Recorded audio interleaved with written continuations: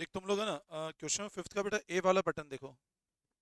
Question 5th pattern A पढ़ना एक बार। EXC लिमिटेड हैज रिसीव्ड, अब एक कंपनी है EXC limited has receive an offer of quantity discount on its order of material as under. मतलब sorry, उसको अपने मटेरियल पे ये ऑफर मिला। 1200 रुपये से अगर प्राइस नीचे रख 1200 रुपये के बराबर रखते हैं प्राइस, तब ऑर्डर कितना होगा? मतलब अगर 500 टन से नीचे का लॉट लगाते हो आप, तो प्राइस कितनी बैठेगी आपकी? 500 से ज्यादा और 1000 से कम तो प्राइस कितनी होगी? 1000 से ज्यादा और 2000 से कम, 2000 3000 से कम, 3 से ज्यादा और उससे ऊपर, ये प्राइस है अपनी। आगे देखो, एनुअल रिक्वायरमेंट 5000 टन है, ऑर्डरिंग कॉस्ट 1200 रुपये और होल्डिंग कॉस्ट 20% है मटेरियल का। Compute the most economical purchase level. ठीक है, अब ईओक्यू तो निकाल सकते हैं अपन आराम से। ठीक है, तो आप बोलोगे सर ईओक्यू तो अंडर रूट से ईओक्यू तो निकल जाएगा। What will be answer to the above if there are no quantity, price per ton is 1500, भी आराम से हो जाएगा। प्राइस पर टन 1500 रुपये हो तो। लेकिन पता है इसमें आप एक चीज देखना, अपने को क्या बोल रहा है? Compute the most economical purchase level. तो एक तो ईओक्यू हो गया, बट यहां हमको ये बताना है कि सबसे इकोनॉमिकल इस केस में कौन सा होगा। मतलब आप पता है इसको ऐसे समझो, अपन लोग ईओक्यू निकालने का, आप बताओ फॉर्मूला क्या लगाओगे? टू, आप बोलोगे सर ए तो 5000 है, ओ कितना है, अब सी कितना है? ये तो बी पार्ट है 1500 वाला। अब 20% किसका? तो आपको देखो प्राइस गिवन है 1200, 1180, 60, 40, 20। अब इसका कितना परसेंट? अब बताओ 1200 का 20%, दो दो 40। तो इसका मतलब एवरी लेवल पे बदलेगा ना कैरिंग कॉस्ट। तो एवरी लेवल बदलेगा, मतलब अपने को हर अलग अलग लेवल पे ये बताना है कितना कितना अपन ऑर्डर करेंगे। इसका मतलब क्या है? देखो बेटा, यहाँ कैरिंग कॉस्ट बदलेगा, यहाँ कैरिंग कॉस्ट बदलेगा, यहाँ बदलेगा, यहाँ चेंज होगा, यहाँ चेंज हो जाएगा। तो जब एवरी लेवल पे कैरिंग कॉस्ट चेंज हो रहा है अपना, तो हमको ये बताना है कि what is the best purchase price for hours, हमारी सबसे अच्छी परचेज प्राइस क्या होगी। अब इसमें कैसे करना है वो मैं समझाता हूँ। इसमें अपने को टेबल बनानी पड़ेगी। टेबल कैसे बनेगी देखो, मैं आपको सोल्यूशन समझाने की कोशिश करता हूँ।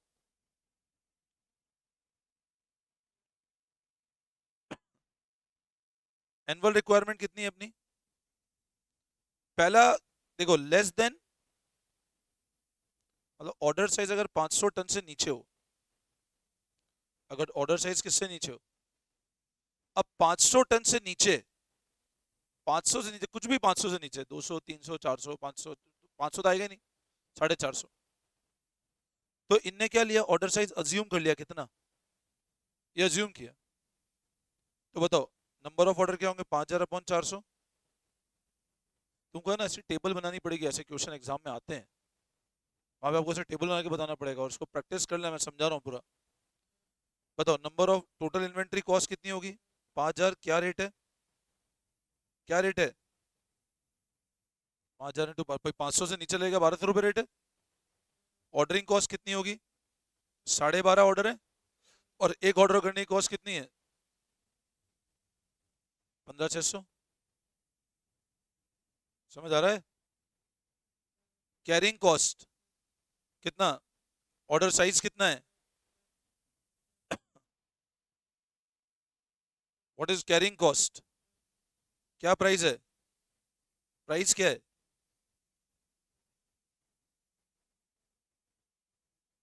48000। तो टोटल कॉस्ट कितनी होगी? बोलो, यहां तक कोई डाउट? वापस समझाऊं? क्लियर है? अच्छा अगला देखो, अगर ऑर्डर का साइज कितना हो, तो नंबर ऑफ ऑर्डर कितने लगेंगे? बोलो, समझ आती है बात? तो इन्वेंट्री कॉस्ट कितनी होगी? अब इसमें बोला 500, आप क्वेश्चन देखो क्या बोला है अपने को, 500 से लेकर 500 ज्यादा, और अब 500 से कितना ज्यादा। तो जनरली क्या होता है, अब 500 से 1000 में कुछ बच्चे 600 लेते हैं, कुछ 700 लेते हैं, बट आप है ना जब भी सजेस्टेड सॉल्यूशन आते हैं लेस देन 500 में तो कुछ भी ले लो, 500 से लेस देन 1000 तो जनरली सारे में 500 ही लिया हुआ है। आप 700 800 लोगे तो डिसीजन चेंज नहीं होगा, अल्टीमेट टोटल चेंज हो जाएगा आपका। 1000 से 2000 है तो 1000 ले लो, जितने सजेस्टेड सॉल्यूशन नीचे वाला फिगर ले रखा है।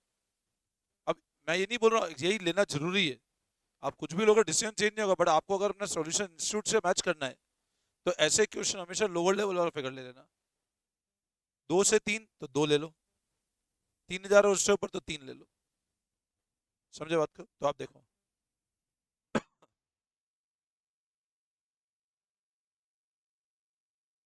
देखो 500 1000 2000 और ये क्या चीजें बताओ, 500 1000 2000 3000 ऑर्डर की साइज है ना, तो इससे नंबर ऑफ ऑर्डर निकलते जाएंगे अपने। ये अपनी क्या हो जाएगी परचेज कॉस्ट, ये क्या हो जाएगी अपनी, ये क्या हो जाएगी, सबको जोड़ोगे तो क्या आ जाएगा, बोलो आई बात समझ में? अब बेस्ट डिसीजन कहाँ है जहां सबसे कम है, कौन सी सबसे कम है बच्चों?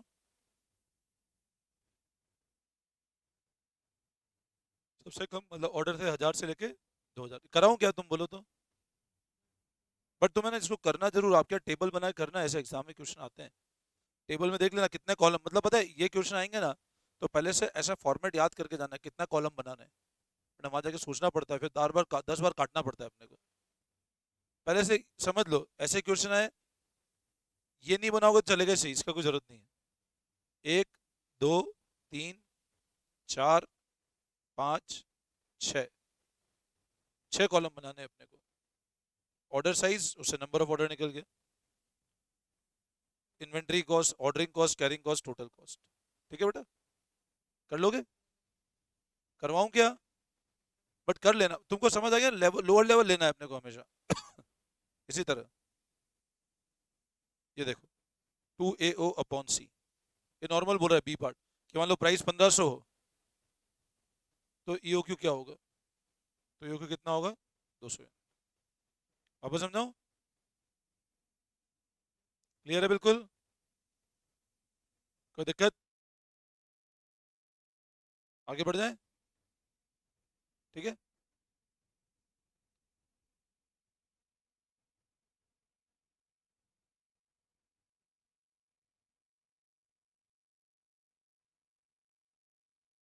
अच्छा इन्वेंट्री का टर्नओवर रेशियो क्लियर है सबको? अब लिखो नेक्स्ट हेडिंग, लिखो वैल्यूएशन ऑफ मटेरियल्स, लिखो वैल्यूएशन ऑफ मटेरियल।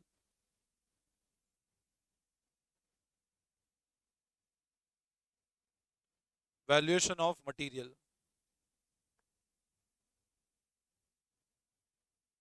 अब देखो बेटा ध्यान दो, वैल्यूएशन ऑफ मटेरियल लिखना, it means calculation of, calculation of the cost of material purchased, calculation of cost of material purchased, मतलब मटेरियल खरीदा उसकी कॉस्ट, वो अपन पढ़ रहे हैं वैल्यूएशन ऑफ मटेरियल रिसिप्ट। अब इसको पढ़ो देखो एक बार, as after procurement of material, material एक बार आ गया, actual material cost is calculated, ascertainment of cost of material purchase is called valuation of material, मतलब मटेरियल की खरीदारी की रेट निकालना कहलाता है वैल्यूएशन करना। आगे पढ़ो, कॉस्ट ऑफ मटेरियल इंक्लूड करता है purchase cost, net of trade discount, trade discount पढ़ा था ना अपन ने, कहाँ पढ़ा था?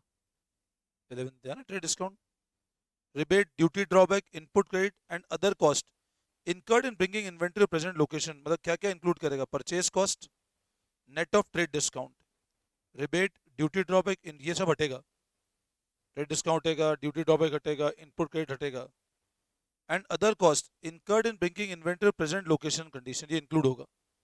भाई मटेरियल की कॉस्ट में क्या इंक्लूड हटेगा? ट्रेड डिस्काउंट हट जाएगा, ड्यूटी ड्रॉबैक मतलब अपन ने मान लो कोई सामान खरीदा 10 रुपए का, 2 रुपए का GST क्रेडिट अवेलेबल है तो 8 रुपए की कॉस्ट पड़ेगी। और इंक्लूड क्या होगा, जो इन्वेंट्री को प्रेजेंट लोकेशन तक लाने का खर्चा लगा वो सब इंक्लूड होगा।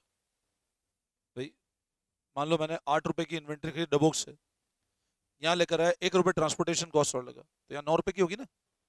फिर invoice can contain such item trade quantity freight cost of country etcetera. Treatment of item associated purchase of material is tabulated as below. अब ये है, देखो सबसे पहला क्या है, trade discount. Trade discount is deducted from the purchase price if not shown is deducted from the invoice. Trade discount कहाँ से डिडक्ट करते थे हम लोग, परचेज प्राइस से। क्वांटिटी डिस्काउंट,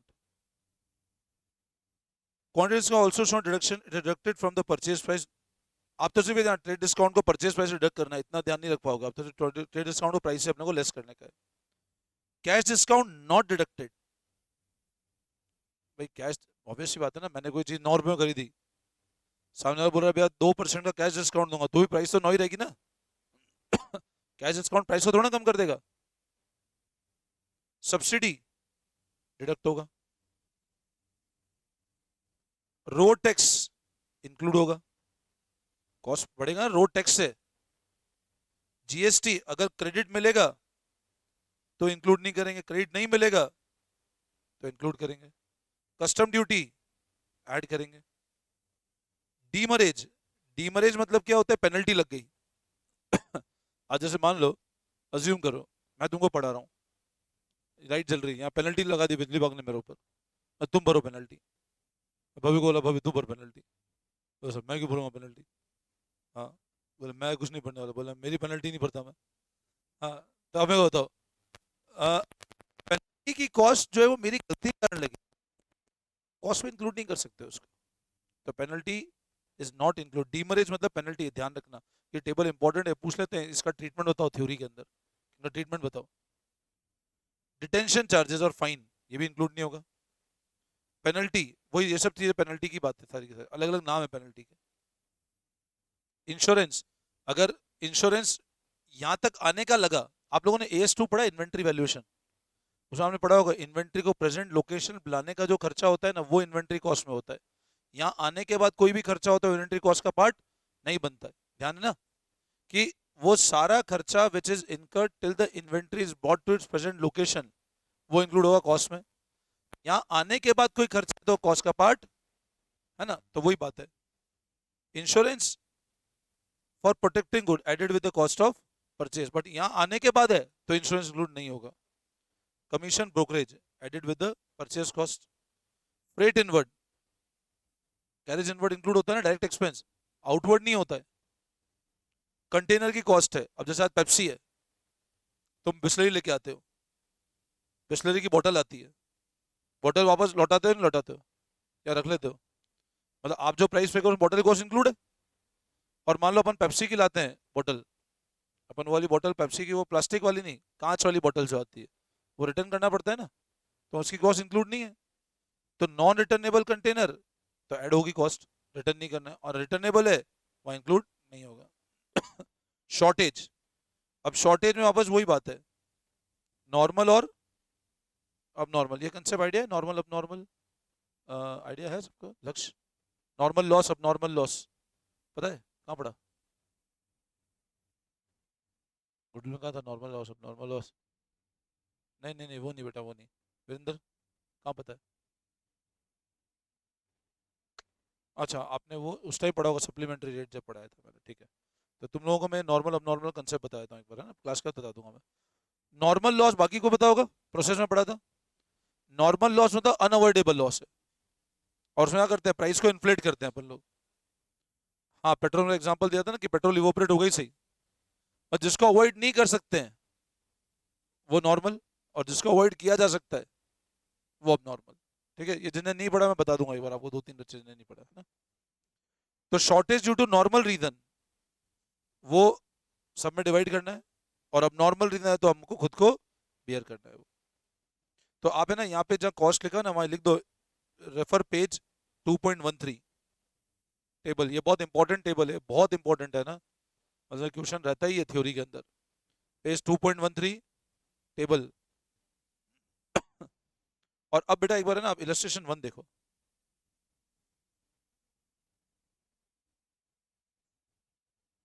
जिन्हें नॉर्मल नहीं पढ़ा ना, आप इतना समझ लेना, नॉर्मल मतलब अनअवॉइडेबल लॉस है, सबको होता है, मतलब ऐसा लॉस जो अवॉइड नहीं कर सकते हैं। और उसकी कॉस्ट डिवाइड करते हैं गुड यूनिट्स में। जैसे मान लो 5,000 रुपए की कॉस्ट है, 100 यूनिट का इनपुट है, तो बताओ 1 यूनिट की कॉस्ट कितनी होगी? 50 रुपए। और मैं बोलता हूँ 100 में मान लो 10% मेरा नॉर्मल लॉस है, तो आउटपुट कितना आया? तो 5,000 किससे डिवाइड करूंगा मैं? हाँ बोल। ठीक है, तो मेरे को बताओ, अगर 5,000 को 100 से डिवाइड करो तो पर यूनिट कॉस्ट कितनी आई? अब मान लो 10% का लॉस कौन सा है, तो 5,000 किससे डिवाइड करेंगे अपन? अभी सिर्फ इतना समझ लो, जिन्हें नहीं पढ़ा मैं कंसेप्ट बाद में पढ़ा दूंगा। और अगर 10% का लॉस कौन सा है, तो फिर 5,000 अभी 100 से डिवाइड करेंगे, फिर 90 से नहीं करेंगे। आप सिर्फ इतना ध्यान रख लेना, ठीक है ना? आगे देखो। केमिकल 10,000 किलो है 10 रुपए से, 8,000 किलो है 13 रुपए से, 10,000 10 से 1 लाख, 1,04,000। कस्टम ड्यूटी, अब कस्टम ड्यूटी 10% से बोल रहा है क्रेडिट इज नॉट अलाउड, तो परचेज में ऐड करेंगे। रेलवे का फ्रेट, फ्रेट के तो कोई बेनिफिट मिलता ही नहीं अपने को, फ्रेट तो देना ही पड़ेगा, उसको क्रेडिट थोड़ा मिलेगा, 20 तो इंक्लूड होगा। लेकिन दो केमिकल है ए और B, a shortage of 500 kilo in chemical A and 320 kilo in chemical B is notice due to compute the rate per KG provision of 2% for further deterioration. अब मेरे को है ना एक बात बताओ, ए की प्राइस कितने की, 1 लाख, और बी की प्राइस कितने की है? तो बेसिक प्राइस देखो, अब इधर देखो, 1 लाख और कस्टम ड्यूटी। आपको ये बता रखा है कस्टम ड्यूटी किस पे जा रही है, कस्टम ड्यूटी किस पे चार्ज कर रहे हैं हम लोग? भाई कस्टम ड्यूटी ए पे लगी, बी पे लगी। अच्छा, कस्टम ड्यूटी को अपने को दोनों प्रोडक्ट में डिवाइड करना है, ए में भी डिवाइड करना है, बी में भी डिवाइड करना है। भाई टोटल गिवन है 20,400, ये नहीं बता रखा ए में कितना है बी में कितना है, तो कौन से रेशियो में?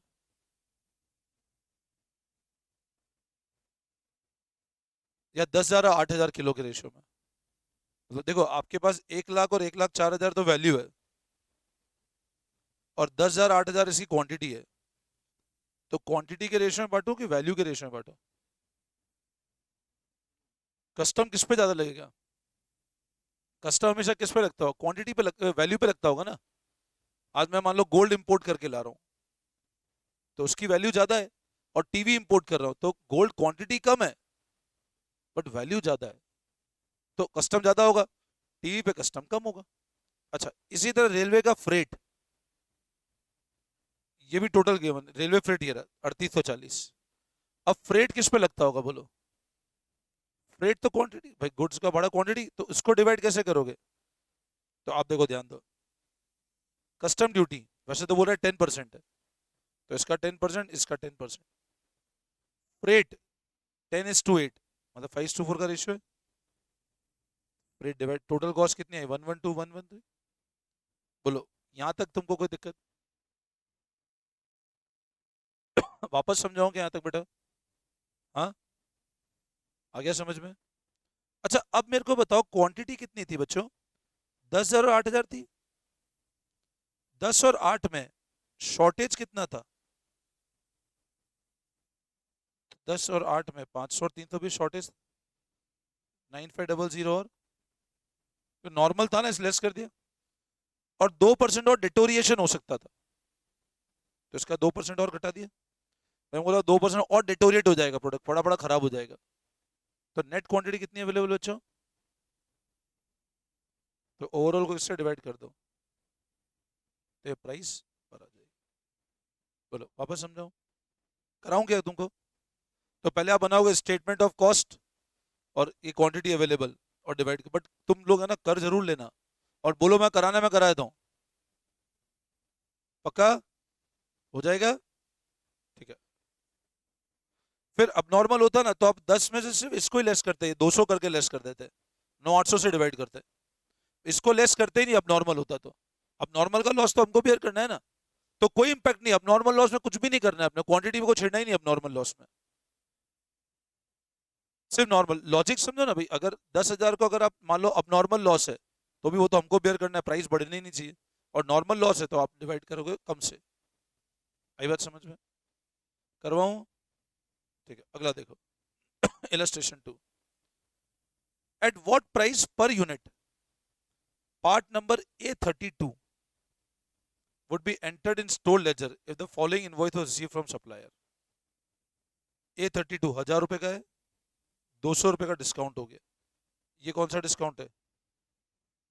800।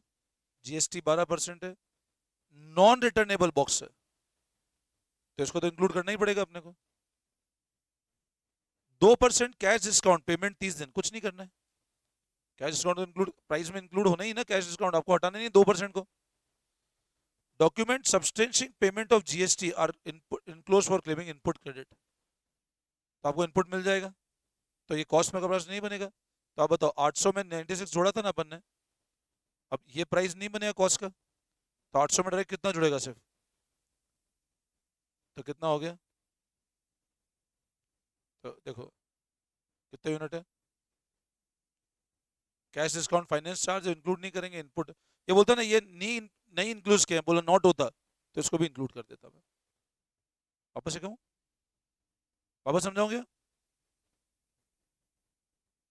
कि अगर मान लो ऐसा बोलता ना कि जीएसटी का क्रेडिट नहीं मिलता, तो फिर जीएसटी भी कॉस्ट का पार्ट बन जाता अपना, फिर ये 96 भी कॉस्ट का पार्ट बनता ही, कह रहा हूँ भाई जीएसटी का क्रेडिट मिलेगा मतलब आपको वापस रिफंड आ जाएगा ना पेमेंट, तो इसलिए कॉस्ट का पार्ट नहीं बना।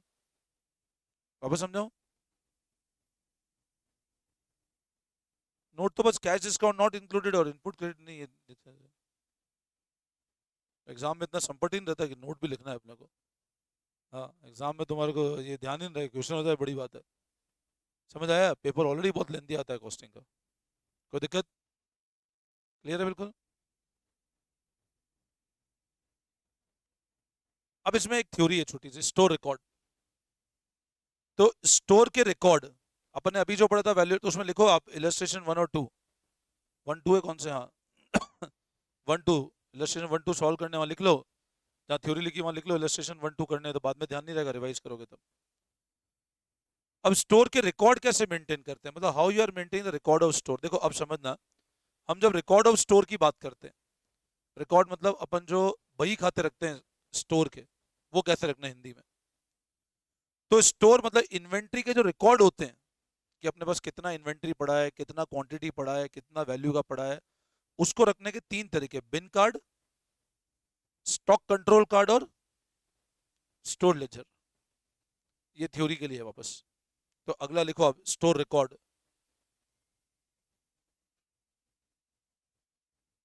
Store record. अब रिकॉर्ड 3 फॉर्मेट में, bin card. Now what is meaning of bin card? सुना है वर्ड बिन? बिन मतलब सुना है बिन क्या होता है? बिन मतलब कचरे का डब्बा, या बिन मतलब होता है अपन जो बोलते हैं कचरा डब्बा या कोई डब्बा, सिर्फ कचरे का डब्बा नहीं होता है बिन, वो तो डस्ट होता है आगे, तो डस्ट इसलिए कचरे का डब्बा बन जाता है, डस्टबिन हो जाता है वो, है ना?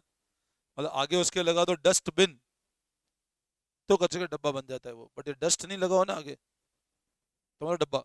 बिन मतलब डब्बा। अब बिन कार्ड मतलब ऐसी इन्वेंट्री विच इज कैप, जैसे होता है ना, मैं बताता हूँ, तुम किसी सर्विस सेंटर पे जाओ, कार का मान लो सर्विस सेंटर है। अब देखो उसमें स्टोर बिल्कुल अलग होता है एक, जहाँ सारे गुड्स रहते हैं, बोल्ट पाने नट सारे के सारे सामान वहाँ पड़े रहते हैं। अब छोटे छोटे जो बियरिंग्स होते हैं या नट्स होते हैं या बोल्ट्स होते हैं, वो ड्रॉवर में रखते हैं, और उस ड्रॉवर की क्या करते हैं, एक कार्ड मेंटेन करते हैं, भाई इसमें इतना क्वांटिटी है, उसमें लिख देते हैं वो। ड्रॉवर जैसे वहाँ 10 शेल्फ बनी हुई है, ऐसी 10 शेल्फ बनी है, इसमें अलग अलग सामान पड़ा हुआ है। अब इसमें कितना सामान पड़ा है, उसे एक छोटा कार्ड रख दिया अंदर, कि भाई इसमें इतना सामान पड़ा है, इसमें इतना सामान पड़ा है, बिन कार्ड ये होते हैं। It is a quantitative record, value record नहीं है। भाई दराज में आप वैल्यू क्यों लिखोगे, भाई देखो नट 10 पड़े हैं, बेयरिंग 15 पड़े हैं। quantitative record of inventory which show the quantity of inventory available in a bin.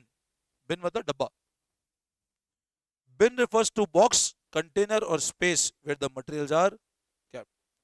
A card is placed with each bin to record the detail of material like receipt, issue and return. It is maintained by store department. Easy है?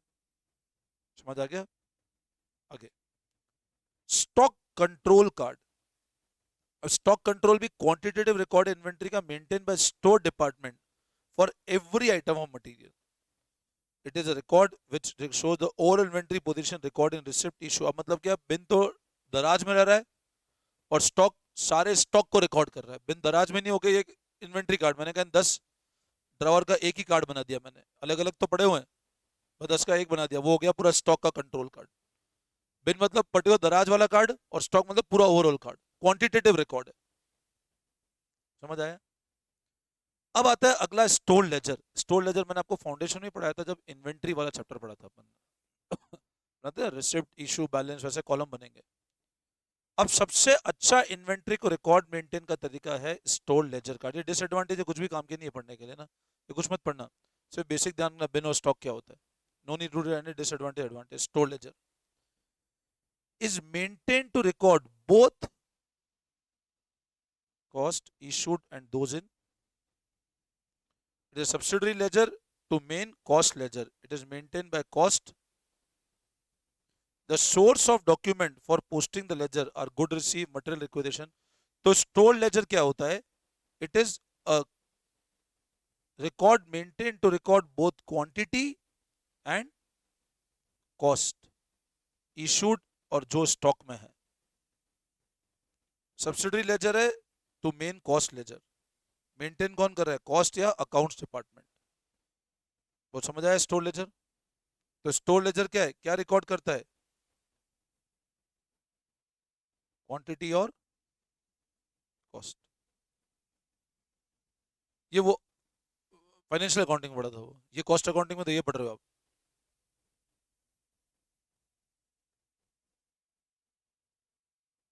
वो तो अलग था. ये store ledger control account नहीं है, store laser है सिर्फ. कंसेप्ट वही है, डेबिट वो बट यहाँ क्या फीफो लीफो मेथड से बनेंगे. वो जो फाउंडेशन पढ़ा था अपन ने, फाउंडेशन पढ़ा था ना, हाँ वो वाला. ये स्टोर लेजर, वो स्टोर लेजर कंट्रोल अकाउंट होता था, ये स्टोर लेजर है. स्टोर लेजर मतलब एक ऐसा, अभी देखो बिन और इनमें तो क्या दिक्कत थी, ये क्या रिकॉर्ड कर रहे थे? सिर्फ क्वांटिटी. स्टोर लेजर क्या करेगा? क्वांटिटी भी रिकॉर्ड करेगा और वैल्यू भी रिकॉर्ड करेगा. ठीक है. ये बिन कार्ड और स्टोर लेजर का डिफरेंस है. क्लियर है? तो कोई दिक्कत? अब बात आती है इन्वेंट्री कंट्रोल की. तो ये तो मैंने आपको पढ़ाई दी. रीऑर्डर लेवल हो गया, ROQ, maximum, minimum, average, danger level और बफर स्टॉक, ये मैं पढ़ा रहा हूँ. ठीक है. रीऑर्डर लेवल फॉर्मूला बताया था मैंने आपको. अब रीऑर्डर लेवल का एक फॉर्मूला और देखो, मैंने बोला था ना और जगह छोड़ के रखना आप. ये फॉर्मूला और समझ लो आप.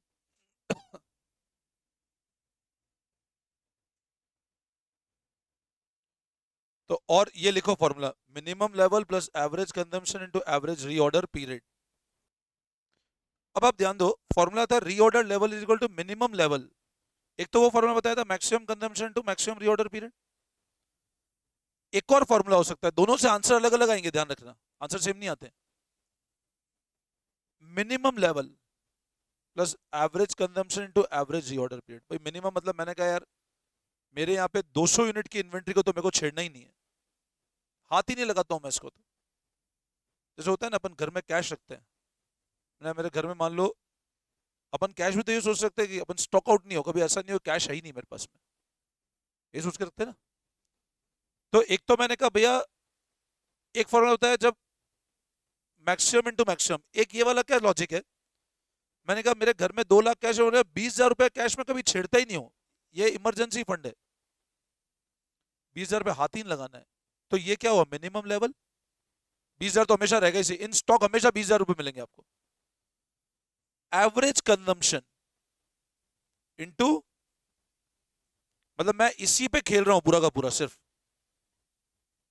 ये जैसे ही खत्म होता है नया ऑर्डर लगा देता हूं मैं. तो क्यों? मैं इसको तो हाथ ही नहीं लगाता हूं मिनिमम वाले को. तो रीऑर्डर लेवल क्या हो? Minimum level plus average consumption. Formula समझ में आता है? लिख लिया आप लोगों ने? और ये मैंने बताया रीऑर्डर पीरियड को एक और क्या बोलते हैं हम लोग, समझ आया? अब देखते हैं आगे. ये क्लियर है ना फॉर्मूला? तो रीऑर्डर लेवल जब भी आए आप दोनों फॉर्मूले से निकाल सकते हो, आंसर अलग अलग आएगा, तो इसलिए कोई वो नहीं सेम आएगा आंसर, आंसर अलग अलग रहेगा दोनों का. बट लॉजिक समझ में आ गया? फिर अगला,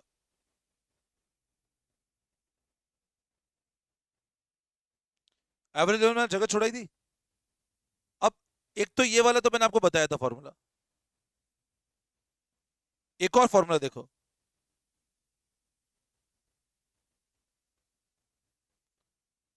minimum level plus R O Q का आधा,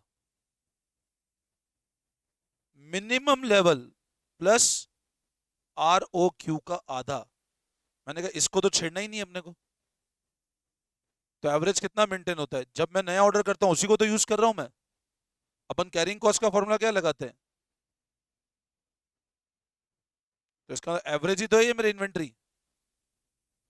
तो जितना ऑर्डर किया उसका हाफ, ये हो गया मेरा एवरेज स्टॉक का लेवल। बोलो वापस समझाओ। हाँ लिख लो, वहां पे जगह छोड़ रखी है ना अपन ने। आंसर दोनों में अलग अलग रहेंगे, लॉजिक समझ में आ गया। इतना हमेशा मेंटेन करते हैं हम लोग, minimum level plus half of R O Q.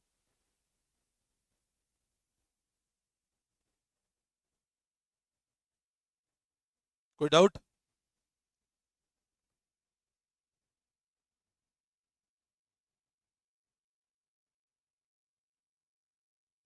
समझ में आ गया ये कंसेप्ट?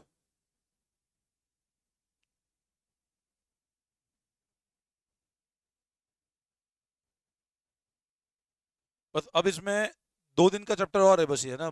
बस फीफो लीफो पढ़ना है अपने को। मेन तो अब इसमें फीफो लीफो वेटेड एवरेज वो बाकी है अपना। कि फीफो लीफो वेटेड एवरेज क्या, और एक दो क्वेश्चन वो कराने कल है ना आप लोग, है ना वो एक जो बुक दे रखी है ना आप लोगों को, टेक्समैन वाली, लगभग सबको मिल गई होगी वो बुक, वो सब लोग लेकर आना कल। क्यों, मेरे को 3-4 क्वेश्चन उस बुक से कराने हैं कल। मॉड्यूल में क्या वो हटा दिए शायद, पुराने वाले में थे नए में हट गए हैं। पुराने वाले में वो नए में हट गए हैं, तो मेरे को 3-4 क्वेश्चन के उस बुक से कराने हैं आप लोगों को, है ना। और थोड़ा सा फाउंडेशन का वो पढ़ के आना, फीफो लीफो। एक है ना तुम लोग ये वाला क्वेश्चन करना ना ट्राई, केस सिनेरियो वाला, कोशिश करना इसमें, कोशिश करना। मैक्सिमम स्टॉक मिनिमम, है ना, ये ट्राई करना एक बार। ये होमवर्क करना केस सिनेरियो वाला क्वेश्चन, ठीक है ना। बस कल मैं फीफो लीफो ले लूंगा, और 2-3 क्वेश्चन और कराने वो करा दूंगा, बाकी सिर्फ थ्योरी है इस चैप्टर में। इजी चैप्टर है, बिल्कुल छोटा सा चैप्टर है ना। ठीक है ना, ठीक है। और ये आपका एफएम का भी इन्वेंट्री कवर हो गया आपका। ये अपन एफएम से आए इधर, है ना। पर अब कॉस्टिंग वापस नहीं पढ़ाऊंगा मैं, ठीक है ना। तो एफएम में जो अपना मैनेजमेंट ऑफ इन्वेंट्री था ना, वो भी कवर्ड है आप लोगों का। ठीक है ना। चलो, thank you all of you.